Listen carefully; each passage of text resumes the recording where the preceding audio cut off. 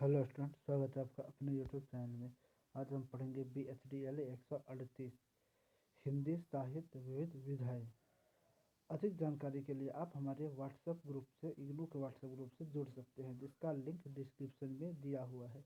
इस वीडियो में हम BHDLA 138 के बुक के सभी टॉपिक को लेने वाले हैं। इस वीडियो में हम BHDLA 138 के बुक में जितने भी यूनिट हैं सभी को कवर करने वाले हैं। बिना समय खर्च किए चलिए वीडियो स्टार्ट करते हैं। सबसे पहला टॉपिक आता है BHDLA 138 का, पूस की रात। पूस की रात कृषक जीवन की वरुण कथा कहती है। यह कहानी, चलिए जानते हैं क्या। यह कहानी में 3 मुख्य पात्र है, ध्यान से सुन लीजिए, याद कर लीजिए। पहला है हल्कू, जो एक किसान है। वो बहुत सबसे मध्यम, सबसे निम्न, सबसे छोटे किसान जो होते हैं, जो कर्ज लेके खेती करते हैं, वो किसान है हल्कू। और उसकी पत्नी मुन्नी और उसका कुत्ता जबरा, यही 3 पात्र कहानी के मुख्य पात्र हैं। कहानी शुरू होती है। हल्कू कर्ज लेके खेती करता है और जिससे कर्ज लेता है बनिया से, उसे कहता है कि जब अनाज की बिक्री होगी तो उनको रुपया ब्याज के साथ दे देंगे। तो वो रुपया लेके आता है, खेती करती है। खेती के बाद अनाज होता है, अनाज की बिक्री करती है। करने के बाद उसके पास रुपया आता है 3 रुपया। और वो उस समय मौसम रहता है पूस का। तो मतलब अभी जो दिसंबर है, वर्तमान दिसंबर में जो मौसम रहता है वही ठंड का रात। वो हल्को चाहता है कि फिर वो खेती कर देता है, अनाज बो देता है। तो गेहूँ या जो भी उसे बोना है, रात को उसके पहरेदारी करना अनिवार्य, नहीं करेगा तो जितने भी जानवर है वो आके खेत को बर्बाद कर देंगे। तो हल्को रात को ठहरेगा कैसे, क्योंकि ठंड का मौसम है। ठहरने के लिए उसके पास कोई गर्म कपड़ा चाहिए। तो सोचता है कि 3 रुपया में कंबल खरीद लेंगे, वही ओढ़ के वहाँ समय व्यतीत करेंगे और खेत की पहरेदारी करेंगे। ये विचार करते रहता है अपनी पत्नी मुन्नी के साथ। इतना में बनिया आता है और कहता है रुपया दो। कुछ देर बहस चलती है, अंत में हल्को से रुपया दे देता है। तो बनिया रुपया लेके चला जाता है। तब समय आता है रात का। तो रात को हल्को अपने कुत्ता जबरा के साथ वहाँ जाता है। कुछ देर वहाँ पे आग लगा के आग तापता है, लेकिन उसे ठंड ही लगती है, क्योंकि उसमें बहुत ठंड रहती है। तो अंत में वो चिलम जला के पीता है, थोड़ा सा ठंड खत्म होता है। अंत में वो अपने कुत्ता जबरा, जो बहुत दुर्गंध कर रहा था, कुत्ता तो बहुत दुर्गंध करता, लेकिन ठंड के सामने उसका दुर्गंध कम पड़ रहा था। दोनों एक दूसरे को पकड़ के वहाँ पे सो जाता है। ऐसा सोता है जैसे ठंड लगती है, और अच्छा से दोनों पकड़ के सो जाता है। और अंत में दोनों को नींद आ जाती है। वो हल्कू का नींद तब खुलता है जब सुबह उसकी पत्नी का आवाज़ उसे सुनाई देता है, हल्ला करते हुए कि पूरा खेत बर्बाद हो गया, पूरा खेत जानवर बर्बाद कर गया, तहस नहस कर गया। तब हल्कू की नींद अचानक खुलती है और देखता है कि उसकी पत्नी वहाँ पे मौजूद है।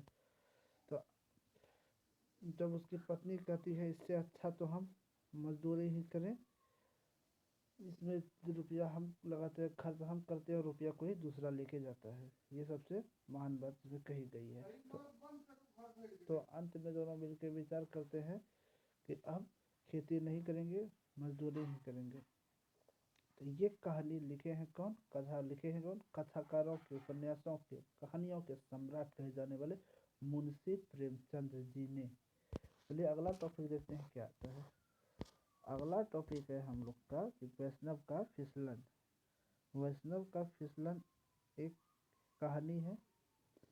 ये कहानी में दिखाया जाता है, एक मिनट, हाँ, यह कहानी वैष्णव नाम के एक सेठ साहूकार की है, जो अपना रुपया ब्याज पे लगाता है, सूदखोरी करता है। रुपया का जो ब्याज आता है वो जोड़ते, इससे वो बहुत अमीर बन गया। एक बार उसे लगता है कि रुपया का क्या करे, तो वो जाता है अपना, जिसे वो पूजा करता है, विष्णु भगवान का बहुत बड़ा भक्त है, परम भक्त है, उसी के पास जाता है। उसके फोटो के सामने खड़ा होकर कहता है, हे विष्णु भगवान, ये रुपया का हम क्या करें। तो उसे लगता है कि विष्णु भगवान का तुम एक होटल खोल लो। विष्णु भगवान बोलते नहीं है, इसे लगता है कि विष्णु भगवान ने ही बोला है, तो ये होटल खोल लेते हैं। होटल में सब कुछ रखते हैं। उसके बाद कस्टमर आता है, कहता है कि आप मदिरा का व्यवस्था कीजिए। मदिरा मतलब दारू, वाइन।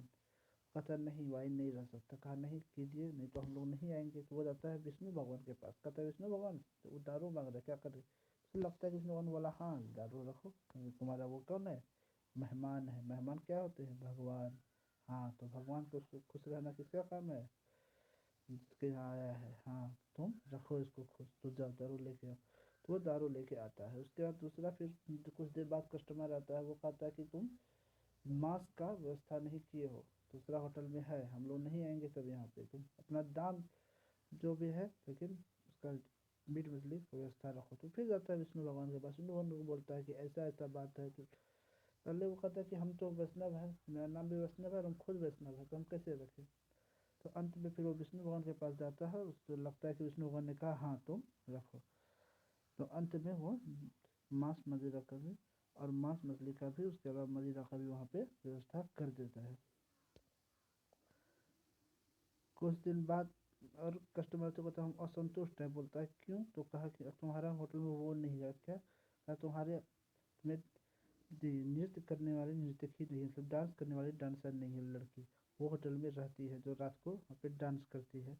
तो अपना किराया भले ही बढ़ा लो लेकिन वो इंतजाम करो, नहीं तो हम लोग नहीं आएंगे। फिर वो जाता है विष्णु भगवान के पास, उसे लगता है विष्णु भगवान बोला हाँ, तो वो भी रख लेता है। इस तरह वो सभी गलत काम जो होता है वैष्णव वो भी करने लगता है, मतलब कस्टमर को असंतुष्ट से संतुष्ट करने में वह फिसलता हुआ चला जाता है। इसीलिए कहानी का नाम है वैष्णव का फिसलन। अगला टॉपिक आता है रिपोर्टाज। रिपोर्टाज गत लेखन की एक विधा है। रिपोर्टाज फ्रांसीसी भाषा का शब्द है। रिपोर्टाज अंग्रेजी भाषा का शब्द है। रिपोर्टाज मतलब वो कोई भी घटना का, देखिए जैसे कोरोना वायरस था, उसको देख के उसी ढंग से उसका रिपोर्ट बनाना, वो रिपोर्टाज। कहीं आपदा आ गया, कहीं बाढ़ आ गया, कुछ देख के बस उसी तरह से उसको देख के उसका रिपोर्ट बनाना, वही रिपोर्टाज है। अगला टॉपिक आता है डायरी लेखन। डायरी लेखन व्यक्ति के द्वारा लिखा गया व्यक्तिगत अनुभव, सोच और भावनाओं को लिखित रूप अंकित है। मतलब डायरी आदमी खुद के दिनचर्या को लिखता है। देखिए डायरी कोई दूसरे व्यक्ति के बारे में नहीं लिख सकता, डायरी व्यक्ति खुद के बारे में लिखता है। डायरी में वो अपना वही लिखता है जो वो महसूस करता है। डायरी किसी के बहकावे में आके नहीं लिखता। क्यों? क्योंकि डायरी तो आदमी खुद के मन से लिखता है। डायरी वो है जो आदमी महसूस करता है, जो सोचता है, जो उसके साथ घटना घटित हुआ, जो उसे सही लगा, जो गलत लगा, जो उसके लिए खुशी के पल है, जो उसके लिए दुख के पल है, सभी का लिखना ही डायरी कहलाता है। डायरी से संप्रेषण भी होता है, जैसे मोहन राकेश की डायरी का संप्रेषण हुआ है। संस्मरण मतलब कुछ देख के उसका बारे में स्मरण करके, मतलब याद करके लिखना संस्मरण है। जैसे हम यहाँ से पटना गए तो वहाँ आके हम कोई चीज़ याद करके उसके बारे में वैसे ही लिखने का प्रयास करना, जैसे हमने देखा है, उसी को संस्मरण कहा जाता है। मतलब कोई देख के उसको स्मरण करना, वही संस्मरण कहा जाता है। संस्मरण कोई दूसरा व्यक्ति नहीं कर सकता। संस्मरण वही कर सकता है जो देखा है, वही याद करके लिख सकता है। स्मृति के आधार पर किसी विषय पर अथवा किसी व्यक्ति पर लिखित आलेख संस्मरण कहलाता है। यात्रा साहित्य के अंतर्गत आता है। संस्मरण को साहित्यिक निबंध की एक प्रवृत्ति भी माना जाता है।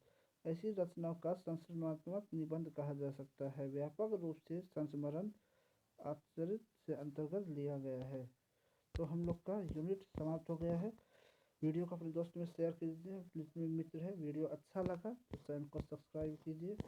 हमारी वेबसाइट www.thehindikepi.com से जुड़ जाइए। और इग्नू के सभी जानकारी के लिए आप हमारे चैनल से, जीएस के सभी क्लास के लिए मिशन बीपीएससी क्लासेस को सब्सक्राइब कर लीजिए। वीडियो देखने के लिए धन्यवाद। जय हिंद।